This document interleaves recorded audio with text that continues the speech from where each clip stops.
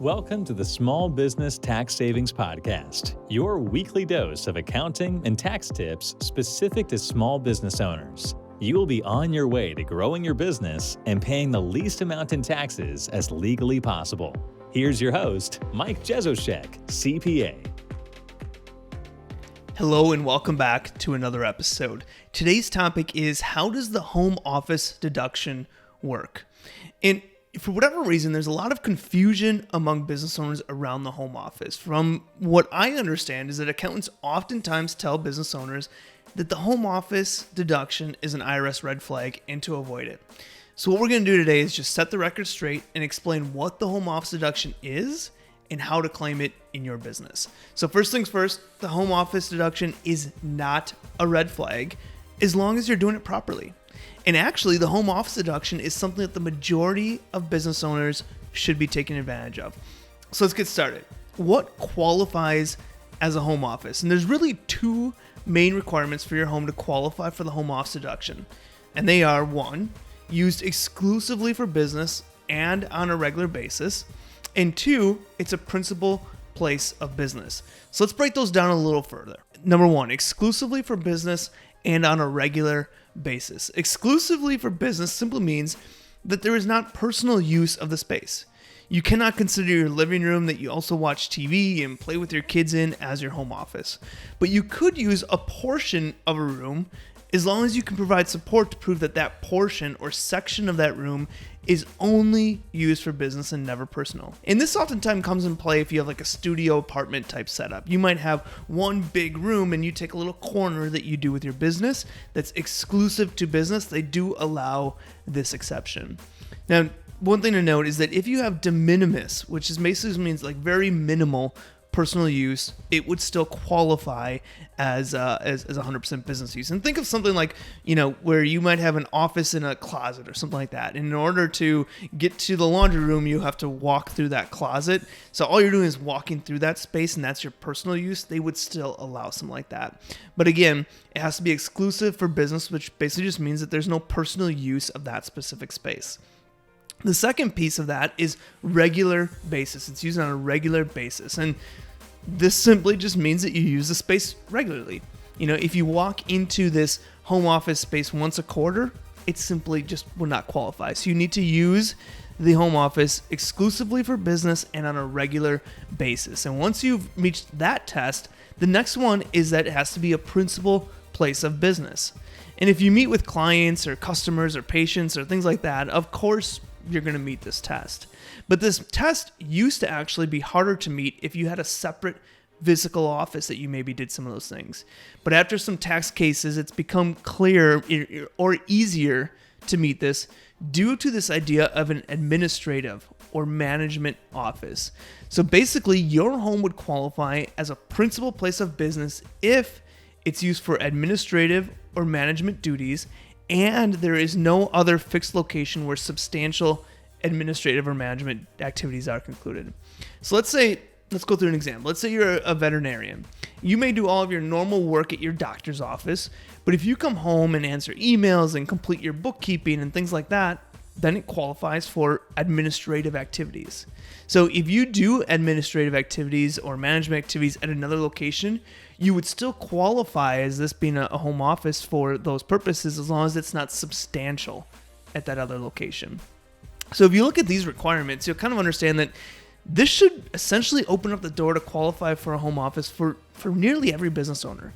You need to have a space in your home that you use exclusively and regularly for business, and you have to use it for administrative or management activities more than any other space. So again, that part should be fairly easy to meet for a lot of people. Again, before there was some of these case laws that came through, you had to really kind of have it be your main office, but then case law allowed it to do this administrative or management type office, which really opened up the door for a lot more people. So that's easy. Now that we know what it takes to qualify, let's dig a little deeper. How do you calculate the home office deduction? And there's two main ways to calculate the home office deduction. The first one is what we call the simplified option, and that's just $5 per square foot of qualifying office space. And with this, there's a maximum of 300 square feet. So this method allows you to still claim property taxes and mortgage interest on your personal return if you qualify for that. And if you sell your house with this method, you don't need to recapture any depreciation or anything like that you may have taken. So they call this the simplified option. $5 per square foot of qualifying office space with a maximum of 300 square feet. The second option is called the actual method. And first you need to find your business use percentage, or BUP, which many people call it. And this is simply just home office square footage divided by total home square footage. And when you're using the total home square footage, you can exclude common areas like hallways and things like that to help boost that business use percentage. So you take your home office square footage divided by your total square footage, that's your business use percentage. Let's say your home office was 200 square feet and your total home was 1,000 square feet, your business use percentage would be 20%. Once you have your business use percentage, you multiply it by all of the expenses associated with that home. So think of things like mortgage interest, property taxes, rent, home insurance, utilities, homeowners association, condo dues, repairs and maintenance, depreciation, garbage pickup, security fees, lawn care. We could go on for days, but basically you're going to take all of these costs to maintain and cost for your home or the place that you have your home office in, and you're going to multiply all of those by your business use percentage. Now, one thing to know on this is that if you take itemized deductions, this is going to pull from those, and if you sell your house down the road, you will need to recapture any depreciation that you may have took. So let's say you take mortgage interest on your tax return as an itemized deduction. Well, if you have 20% business use percentage, you're not going to be able to take the full mortgage interest, the 100%, because you have to reduce it. You'd only be able to take 80% because you'd have to reduce it by the amount that you claimed as a home office. So let's kind of go through an example of all this to help us understand a little bit about, put some numbers to paper. Let's say that your office square footage was 250 square feet. Let's say your total home square footage was 2,000 square feet. And then let's assume that your total expenses, mortgage interest, rent, all those types of items, was $31,800 for the year. So the simplified option, we just take our office square footage times $5 per square foot. And so our office square footage was 250, which is under the 300 square feet maximum. So we take 250 times 5, and that's going to give us a home office deduction of $1,250. Now let's use the actual method. Now with this method, we need to determine what is your business use percentage. So we're going to take your home office of 250 square feet divided by your total home square footage of 2,000, and you're going to get a business use percentage of 12.5%. Then we take that business use percentage and multiply it by the total costs that you had for that home. Again, these are things like the mortgage interest, property taxes, rent, depreciation, garbage pickup, those types of things. And so in this example, we calculate that to be $31,800. So we take the 12.5% times $31,800, and we get a home office deduction of $3,975. So as you can kind of see in this example, the actual method provided a much better home office deduction, but this will not necessarily always be the case. You want to run the numbers. But one thing to also note is that with the actual method, there's more record keeping because you need to keep track of all those various costs that we talked about. It will also potentially reduce some of your itemized deductions that we kind of talked about with mortgage interest and property taxes and things like that. And you may also be subject to depreciation recapture down the road if you took depreciation as part of that home office cost. So simply put, do the calculation and do it kind of an estimate and decide which route works for you. If they're fairly close, you might just go the easy route. If it's a big difference, then it's probably worth putting in a little bit of extra time. So now that we know what qualifies as a home office and how to calculate it, let's take it even a step further. Where do you claim the home office deduction? And claiming the deduction will just depend on how your business is set up. If you're set up as a sole proprietorship or a single member LLC, you're going to use Form 8829 on your personal tax return if you're using the actual method. If you're using the simplified option, you're going to just enter that directly on page 1 of your Schedule C. Now here's where things get a little tricky. If you're an S corporation, you're going to use an accountable plan to reimburse yourself as the owner for the use of the office. This is going to be an expense to the business and not taxable to you as long as you are utilizing this accountable plan. And in the show notes, we have a link to a blog post that we did last year on the accountable plan. So click the link in the show notes. In there, you're going to have a link to an episode we did on the accountable plan. And accountable plan is basically just a fancy word for reimbursement, a way to reimburse yourself from the business for items that you paid for personally that have some business use. So again, if you're a sole proprietorship or single member LLC, you're just going to use Form 8829 on your personal return if you're using the actual method. If you're using the simplified method, you're just going to put that directly on page 1 of your Schedule C. If you're set up as an S corporation, which many of our listeners are, you're going to use an accountable plan to reimburse yourself as the owner for the use of that office. So just want to go through some final thoughts on this and, final thoughts on how the home office deduction works. Hopefully this has helped clear some confusion around home offices and just helped you understand why you should be taking advantage of it. A home office is not an audit risk as long as you're doing it right. Just don't get greedy and make sure you document the necessary items to support your deduction. Document how you're calculating the square footage. Document all the costs associated with determining what those costs are if you're using the actual method. So don't be afraid of the home office. Don't get greedy. You don't say that 80% of your home is a home office when that might not make sense. Of course, if 80% is true and you have support to back it up, don't be afraid to take it. But for most cases, that's probably not the scenario. To help prove your deduction, keep a log and take photos to record the business use of that home office in your home. You can create an office in your home as an administrative office that we kind of talked about. You can still have an office outside of your home that you do business activities in other than administrative duties. And, so by having a home office, even if you have another office where you serve clients, you take patients, whatever it might be, you can still have a home office if you do administrative duties at that office. And this is true even if you spend more hours at your other office, as long as your home office is where you do that administrative work. And one bonus that we're going to talk about is claiming a home office deduction enhances the potential automobile expenses that you can take. Because typically when you have a home office or when you have a home and you go to another office, that's considered a commute. When you go from home to your office, that's considered a commute and that is non-deductible mileage. But now when you have a home office, your commute really turned in from going from your bed to your home office.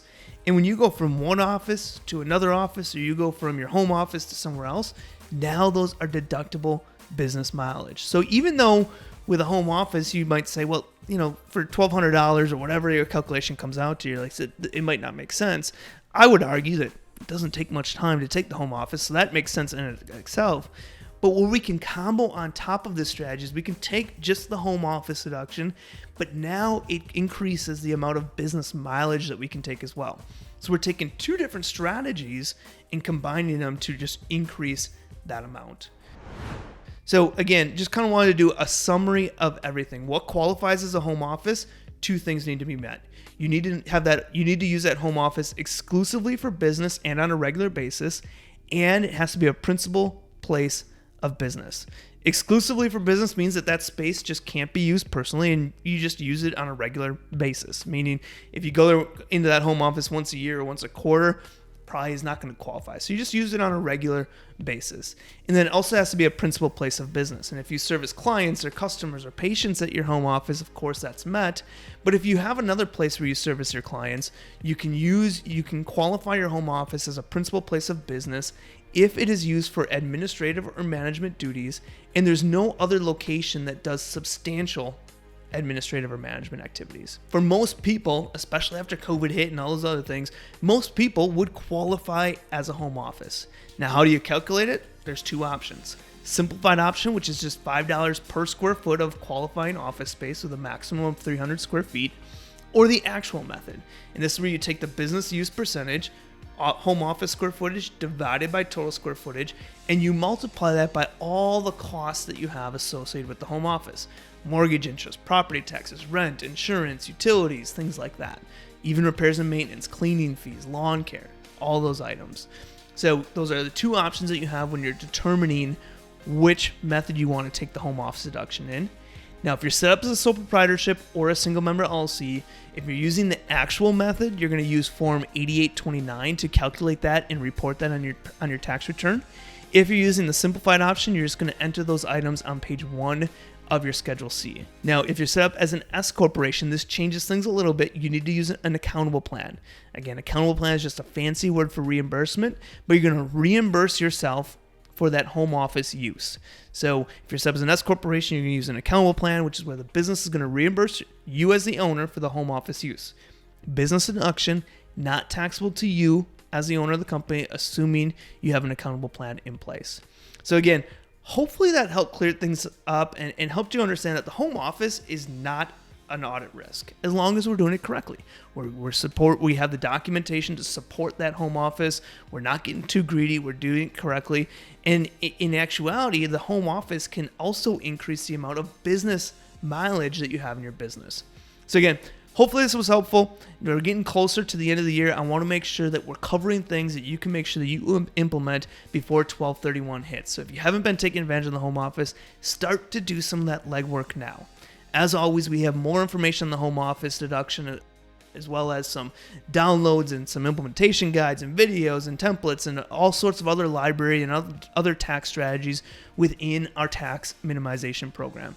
So if you're not a member yet, check that out. Again, we have a library of tax strategies, downloads, all sorts of things to help you ensure you're paying the least amount in taxes as legally possible. And one of my favorite bonuses that we have as part of our tax minimization program is our Ask a Pro feature. And this gives you unlimited email access to our team to ask those general tax and accounting questions. So it's almost like having an accountant in your back pocket. Can I deduct this? Can I deduct that? We're here for you to help guide you through this journey. And another great bonus we have is we do monthly group trainings where we deep dive into a specific tax strategy every month, where you have one-on-one access to us and to our vendors to ask these types of questions that you have. So hopefully that was helpful. I look forward to seeing you next week. Have a great rest of your week. This has been another episode of the Small Business Tax Savings Podcast. If you enjoy our weekly episodes, please leave a review and share with other business owners. You can find previous episodes and more information at www.taxsavingspodcast.com. Thanks for listening and have a great day.